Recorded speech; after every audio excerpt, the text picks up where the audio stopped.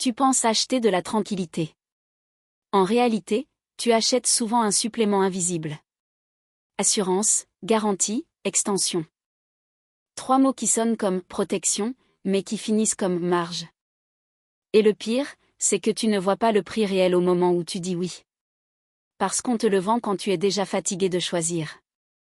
Et quand tu veux juste en finir. Aujourd'hui, on va faire l'inverse du discours vendeur. Je te promets 3 preuves simples. Un chiffre qui remet les garanties à leur place. Un mécanisme précis qui explique pourquoi on te les propose au bon moment. Et un calcul rapide qui montre l'impact sur ton budget, même quand ce n'est que quelques euros. À la fin, tu repars avec une méthode en 3 étapes pour savoir quand dire oui, quand dire non, et quoi demander pour ne pas te faire piéger. Pourquoi on y croit autant? Parce que ton cerveau déteste l'incertitude. Un objet peut casser, et ça suffit à créer une peur. Parce qu'on te montre un scénario catastrophe au lieu d'une probabilité. Parce que le vendeur parle d'un problème futur, mais tu paies aujourd'hui. Et surtout, parce que le prix de l'extension est petit comparé au prix du produit. Donc tu te dis autant assurer. Sauf que ce petit plus est souvent la ligne la plus rentable du ticket. Première preuve, le chiffre qui calme. La plupart des pannes et défauts sérieux arrivent tôt, pas tard. Soit c'est un défaut de fabrication, soit ça tiendra longtemps. C'est précisément pour ça que la garantie légale et la garantie constructeur couvrent déjà une partie du risque. Donc l'extension se place après, là où la peur reste, mais où le risque réel diminue. Et quand tu regardes froidement, tu ne paies pas une réparation probable. Tu paies la réduction d'anxiété. Deuxième preuve, le mécanisme qui fabrique l'achat. Étape 1, on t'installe dans une décision principale. Tu as comparé des modèles, des prix, des avis. Ton énergie mentale est déjà entamée. Étape 2, on change la question. On ne te demande plus quel produit choisir. On te demande veux-tu éviter un mauvais futur. Étape 3, on te présente une option simple, binaire. Oui ou non. Sans tableau, sans statistiques, sans détails. Étape 4, on ancre le prix sur le produit. À côté de 699 €, 79 € paraît raisonnable. Étape 5, on ajoute l'urgence douce. Il faut le prendre maintenant. Parce qu'après, ce sera plus compliqué. Et cette contrainte te pousse à dire oui avant d'avoir compris.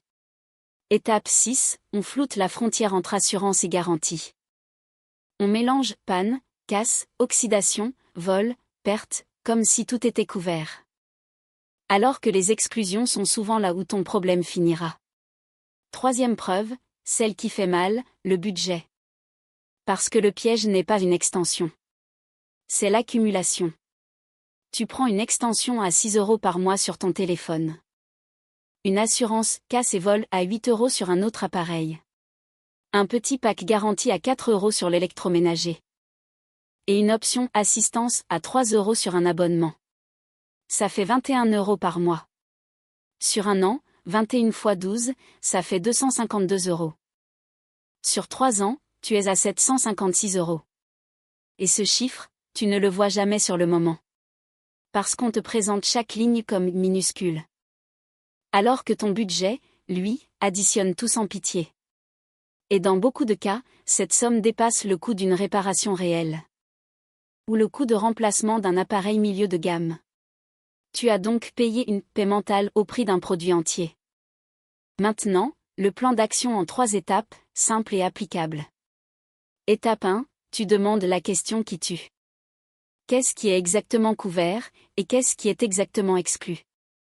Et tu demandes un exemple concret de panne ou de casse qui ne serait pas prise en charge.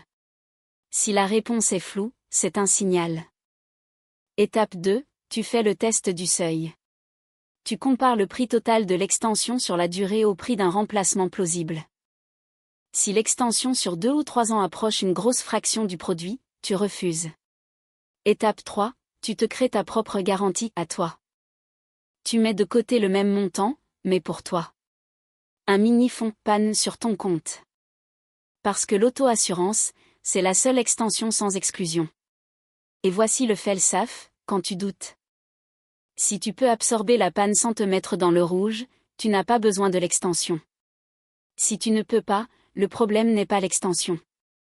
C'est le fait que ton budget est trop serré pour porter le risque. Et dans ce cas, la meilleure protection, c'est souvent de baisser d'un cran sur le produit. Pour récupérer de la marge de manœuvre.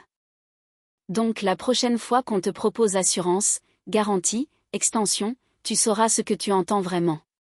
On ne te vend pas une réparation. On te vend un sentiment. Et ce sentiment a un prix qui s'additionne, mois après mois. Si tu veux, je fais le prochain épisode sur un autre supplément invisible du quotidien. Dis-moi en commentaire à l'envers de « et le mot que tu veux qu'on démonte ».